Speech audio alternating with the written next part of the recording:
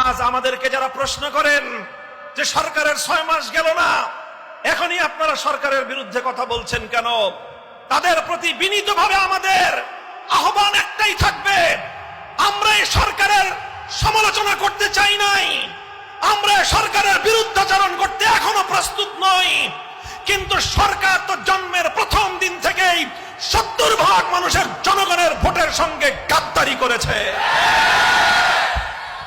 বাংলাদেশের মানুষ একের পর এক সংগ্রাম করে গিয়েছে। এই সংগ্রামের ভিত তৈরি হয়েছিল 2013 সালের শাপলা চত্বরে। হেফাজতে ইসলাম বাংলাদেশের সিংহ শার্দুলেরা, নবী প্রেমিক তাওহীদি জনতা বুকের তাজা রক্ত দিয়ে ঢাকার রাজপথে শাপলা চত্বরে বিপ্লবের ভিত তারা তৈরি করেছিল। 24 জুলাই বিপ্লবের, 36 জুলাইয়ের উদিত স্বাধীনতার সেই সূর্যকে বাংলার আকাশে সংরক্ষণ করাই আমাদের বর্তমান আন্দোলনের একমাত্র লক্ষ্য।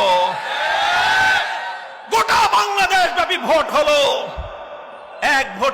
একটা ভোটে সংসদ নির্বাচনে 50%-এর কিছু মানুষ, বেশি মানুষ ভোট দিল ধানের শীষ সহ বিএনপি এবং তার মিত্রদেরকে।